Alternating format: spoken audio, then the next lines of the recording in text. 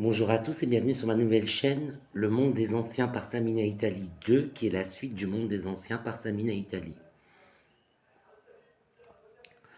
Alors aujourd'hui, nous allons parler d'une crise sans précédent. C'est la crise que traverse le monde, plus singulièrement la France.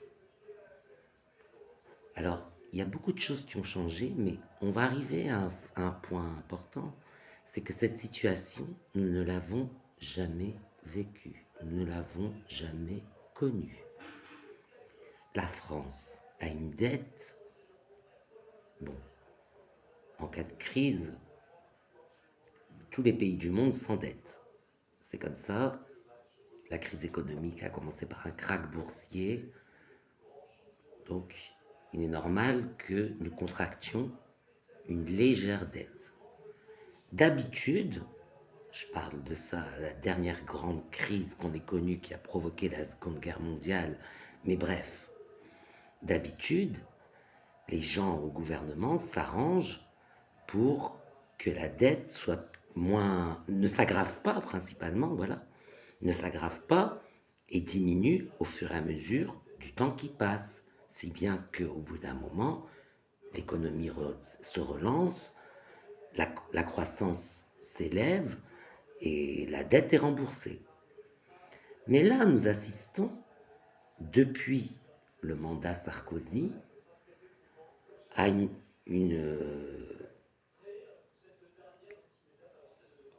comment dire, euh, une lignée de présidents qui, euh, qui s'arrangent pour que la dette soit encore plus grave en s'attaquant aux plus précaires qui ne peuvent pas rembourser une dette si grave. Donc aux plus précaires, les plus pauvres, les travailleurs, la classe moyenne, on s'attaque à eux, mais ils n'ont pas beaucoup de sous, donc ils ne peuvent pas rembourser et la dette s'aggrave. Et les plus riches, ceux qui ont beaucoup d'argent, on nous dit la taxation ne fonctionne pas. Les riches vont s'en aller si on les taxe trop. Bon, ils ne peuvent pas s'en aller parce qu'ils ont tout leur monopoly ici, donc c'est faux. La taxation, ça ne fonctionne pas. Dans certains cas, je pense à Marine Le Pen qui dit pour les cigarettes, les gens achètent des cigarettes de contrebande. Oui, mais c'est pas tous les fumeurs.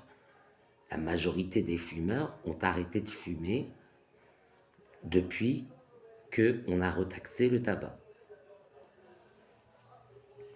On est arrivé au score historique de 50% de fumeurs en moins. Donc c'est beaucoup. Donc ça fonctionne bien dans ce cas-là, parce que ça m'étonnerait que 50% des fumeurs achètent des cigarettes de contrebande. Et ça fonctionne bien dans ce cas-là. Et pourquoi ça ne fonctionnerait pas dans les autres cas? Pourquoi? Et, euh,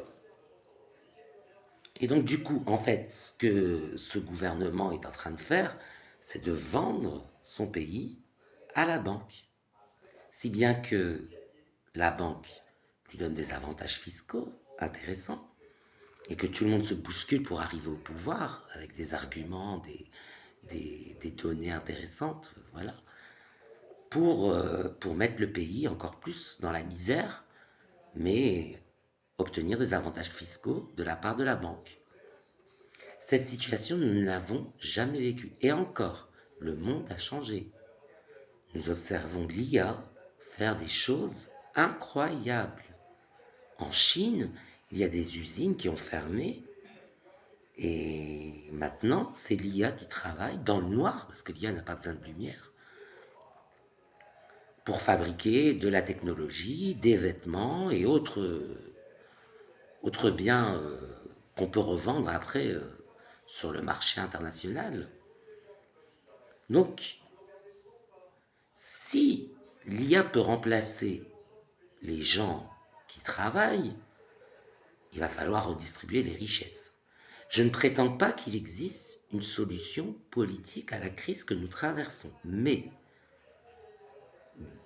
d'après le gouvernement que nous voyons, aussi bien la droite que les ultra-droites, l'extrême droite et même le PS continuent de s'attaquer aux plus faibles, aux étrangers, aux travailleurs, à la classe moyenne, aux plus faibles. On retire des aides sociales à des gens qui n'ont vraiment pas les moyens, quoi. Et bloque tous les processus qui visent à taxer ceux qui ont les moyens. Donc du coup, à part l'extrême gauche qui s'oppose à tout ça, il ne nous reste plus grand-chose comme interlocuteur à solliciter pour régler le problème. Donc du coup, moi je vois qu'on peut remplacer les travailleurs par l'intelligence artificielle et que les richesses sont toujours là, hein, parce qu'on nous parle de crise, alors il n'y a plus d'argent. Mais les plus riches et les banques, eux, ils ont de l'argent. Donc, à moins qu'ils ne le périssent du jour au lendemain, cet argent, si on le redistribue à parts égales à tout le monde, on règle le problème. Il n'y a plus de dette, et puis tout le monde est à la même hauteur, et voilà. Mais bon, ce parti prétend qu'il va mettre en place la 6ème République, mais cela dit, c'est le moment. La 5ème République qui existe après...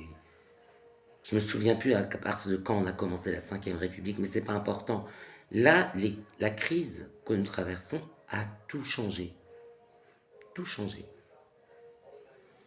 Et on peut changer la Constitution ou alors modifier la 5ème République, mais je ne le conseille pas. Mais dans tous les cas, même si je sais qu'il n'existe pas de solution politique, c'est le moment de montrer à ceux qui se croient forts en divisant, parce que c'est diviser pour mieux régner tout ça, hein. Qu'on s'attaque aux musulmans, qu'on s'attaque à la communauté juive, qu'on s'attaque aux fêtes chrétiennes et tout ça, c'est pour diviser, alors qu'en réalité, il faudrait que les gens s'en rendent compte, l'union fait la force. Si on décide que tous ces procédés ne fonctionnent pas sur nous, personnellement, et qu'on peut aimer aussi bien juifs, chrétiens que musulmans, du moment qu'ils respectent son pays, du moment qu'ils respectent les lois, bah, ils vont perdre, ils vont s'effondrer. Mais là, tout ce que je constate, c'est que nous n'avons jamais rencontré les problèmes que nous rencontrons aujourd'hui. On a beau nous répéter que l'histoire se répète, là nous sommes arrivés à un nouveau procédé qui, qui tente à l'évolution, hein, qui tente à l'évolution, mais il va falloir proposer des solutions nouvelles. Même si j'aime bien les idées que présentent les LFI, le parti, enfin, c'est pas un parti communiste, enfin, si, c'est un parti communiste, mais je veux dire, c'est l'extrême gauche. Et généralement, les extrêmes, je m'en méfie. Mais même si j'aime bien les idées qu'ils présentent, je ne pense pas qu'il y ait réellement de solution politique. Je pense que nous devons réformer le système dans lequel nous vivons. Et si nous ne le faisons pas, il va y avoir des conséquences assez graves, une réforme drastique, ou alors un dictateur qui va arriver au pouvoir. Je ne sais pas comment on va, vers quoi on va, je ne peux pas prévoir l'avenir, mais en tout cas, nous allons vers des changements profonds dans la société que nous vivons actuellement.